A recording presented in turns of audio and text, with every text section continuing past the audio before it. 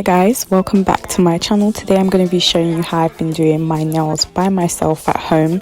This is honestly my favorite set that I've done yet. It's taken me a long time to get to this point because these are my first ever nails.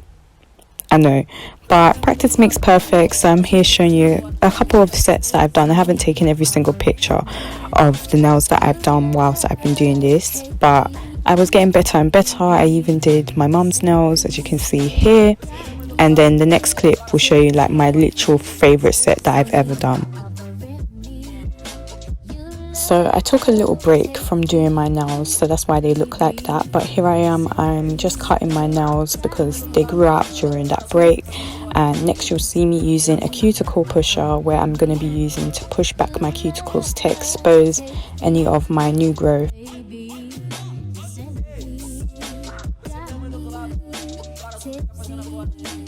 So here I'm using a nail file, and I'm using this nail file just to get rid of the shine on my nails. The shine on your nails is caused by oil, and that causes lifting as well. So here are the nail tips that I'll be using today, and I got these off of Amazon. I think it came with 2 boxes, so these are going to last me pretty long. And so I'm going to be showing you the shape. They come in a coffin shape. Of course you can buy like nail tips in any shape, but I like coffin nails, so that's why I bought these ones. And it has a space at the bottom for where you put the glue. So showing the nail glue that I'm using, and I'll be showing you, this is the nail dehydrator that I use on my nails as well. So here I am trying to find the right size nail tip for my thumb. I think in the end I think it was size number 2, which is the 3rd biggest size. My nail beds are pretty small in comparison to other people, so I don't need as big nail tips. So I'm just making sure it's the right fit. You want to make sure that your nail tip is not too big and not too small, because that can cause lifting.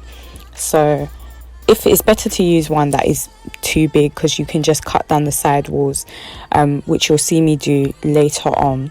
So I just filed off the end of my nail so that like my nail wasn't like rough, and I'm just checking. You're gonna see that I actually put on this nail tip wonky because I was trying to show the camera what I was doing. Normally I do it facing myself so I can make sure that the nail tip is straight. But when I put this on, because I wanted the camera to see what I was doing, it came out wonky, and you're going to see my reaction to it. So I basically like apply the glue onto the nail tip, and then I rock it back and forth just to try and make sure that I don't get any air bubbles, which also causes lifting. The whole preparation for doing your nails is to stop lifting.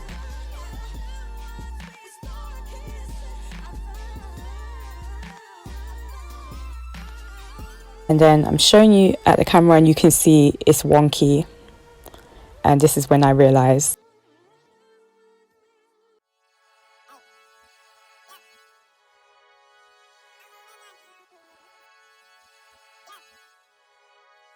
So I always find that my middle finger, I don't have an exact nail tip for it, so I always pick one that is slightly bigger, and you're going to see me using nail cutters just to cut off the sides of it so that it will fit properly on my nail bed, so I don't have any overhang. So that's what you see me doing here.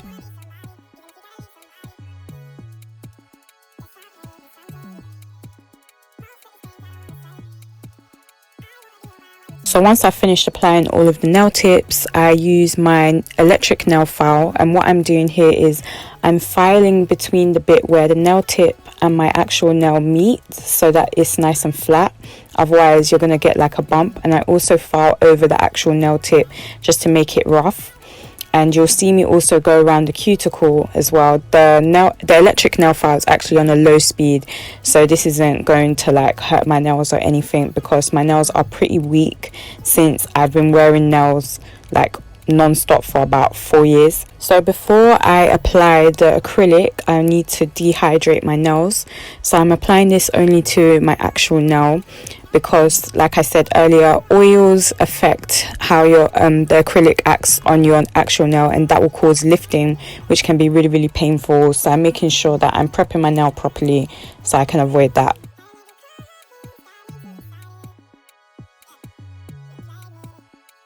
I got this acrylic powder on Amazon, and it's in the color pink. Acrylic Application is literally the hardest thing I think I've ever had to teach myself. I think when you watch it in the shop you think it's so easy, but it's really not. So here I'm picking up a bead and I'm making sure that it's not too dry, not too wet, and in the end when I was looking at it, I was like, nah, this bead is too dry. So that's why you see me just patting it onto the paper towel on the side. So I wanted to make sure that I had the right consistency, and for this particular monomer that I'm using, I only need to wipe it once on the side of what's it called, a dapping dish, I think. So then I hold the bead, just let it settle before I put it on my actual nail.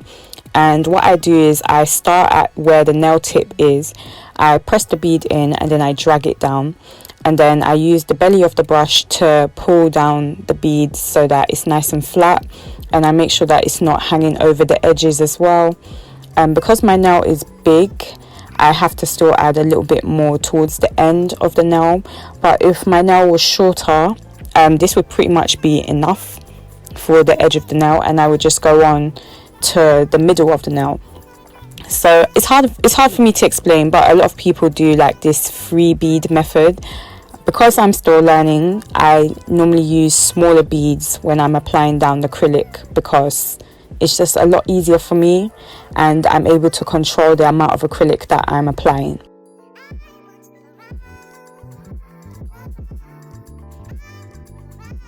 When I start applying my acrylic around the cuticle, I try and angle my nail down a bit, because if it was to be all the way up, the acrylic could leak back into my cuticle and that would cause problems such as lifting.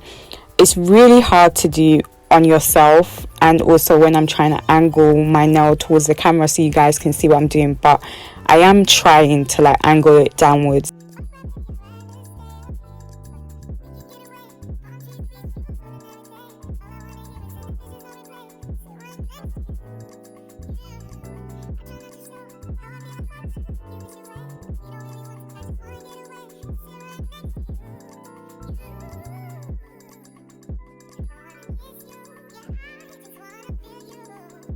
So I am actually right-handed, so it's really easy it's not easy, but it's a lot easier for me to do my left hand. And now I'm doing my right hand, so I just wanted to show you guys how difficult I find it. So I always pick up the bead with my right hand and then I swap the brush over to my left hand so that I can apply it onto my, oh my gosh, I don't even know what I'm saying, onto my right hand. So I put the bead down, as you can see, but my control is a lot worse. So especially when I'm using my left hand to do my acrylic application, I use a lot smaller beads. It takes a lot longer than it would if I was using my right hand, but just so that I don't have to do as much work, I use smaller beads so that when it comes to filing, the acrylic application isn't completely a mess. But it's obviously not going to look the same as how I do it with my right hand.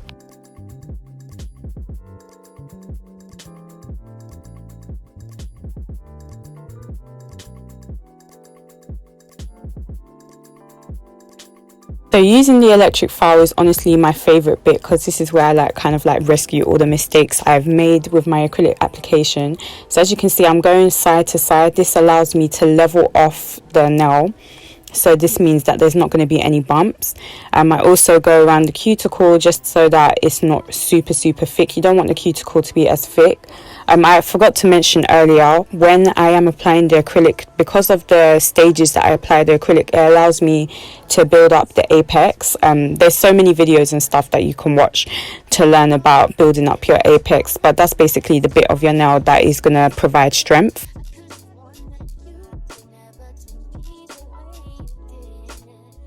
I'm using a sanding band. This is quite a rough sanding band, so it really gets off any of the bumps. Next you'll see me using a different drill nail bit. That one is like a metal one and it helps me smooth over the nails. So I think it's the next clip, yeah, here. So I just go all over the nails side to side like I did before, and I go around the cuticle. After this, I forgot to film this, I do use a thinner drill bit, which is actually for the cuticles, so I can go around just to make sure that I don't have any acrylic stuck in my cuticles, which would later lead to lifting, because guys, I've had lifting before when I've done my nails and it's so painful. Now, I'm not gonna lie, shaping is so hard. Like, I always thought it was a lot easier, so I used to get so annoyed when I would go to the nail shop and they wouldn't give me the shape that I wanted. But now I'm like, wow, the girls and the guys who can do shaping, I really respect them, because it's really hard. So I take a lot of time to do this actually. So I'm making sure that I'm angling off, obviously, because the nail tips that I'm using are coffin. I could have changed them to be square if I'd like cut my nails down a bit, but because I kept the length, I'm trying to make sure that it's still in that nice coffin shape. I always put my nail in front of my face so that I can level off the top. And yeah, and I'm here showing you. So this was that wonky nail that I started off with, but it turned out a lot better. And here I am using a nail block buffer, I think that's what you call it. And so I just go over the top of my nail and then go underneath. So this is what you see, and this just adds like another level of smoothness to the nail in preparation for painting. So these are the two colors that I'm going to be using to paint my nails. I bought this particular brand because this is what my nail shop uses, and so I know that they're good quality.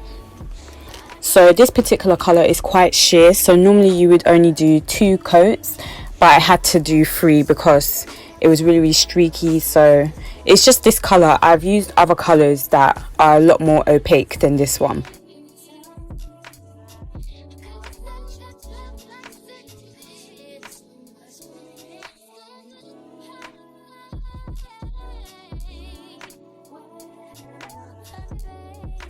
Because I was doing 3 coats, I think I should have just cured this for 30 seconds. This is a UV and LED lamp that I got off of Amazon. I really could have just done the 30 seconds, but I was curing it for 60 seconds each time I did a different coat. But I could have just done the 30 seconds, and then when I did like my top coat, then cured that for 60 seconds. So maybe in the future that's what I'll do.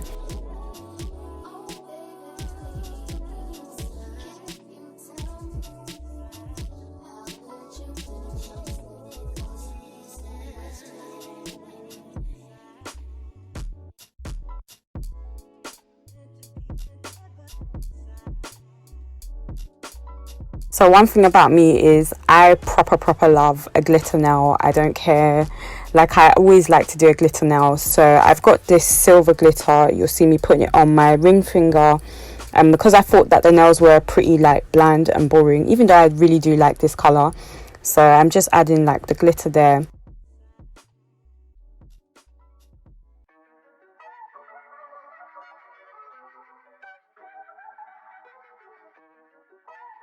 So here I am adding the top coat. The mistake that I made is that I didn't buy the no wipe one. This is the one that you have to wipe off, and I didn't buy the cleanser. But then I did find that I could use nail polish remover, like the normal one, just to wipe it off to get rid of that sticky layer. So you'll see me later using like a tissue and some nail polish remover just to wipe off the sticky residue, and my nail is done.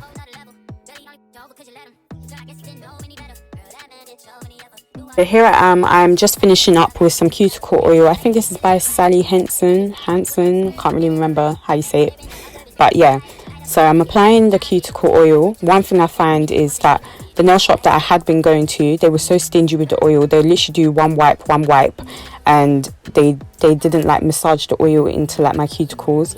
So I really take my time with this because your cuticles have literally been through so much. And so you see me massaging in the oil so that it really gets in. This is, I think, a vitamin E oil, which is really good for your nails and your cuticles. And yeah, this is the finished product. I'm really pleased with how these came out. This is like the best set that I've done yet. They're not perfect, but I feel like I'm getting there. If you guys want me to do like some of the other designs that I've been doing, then let me know, and thank you for watching. Bye guys.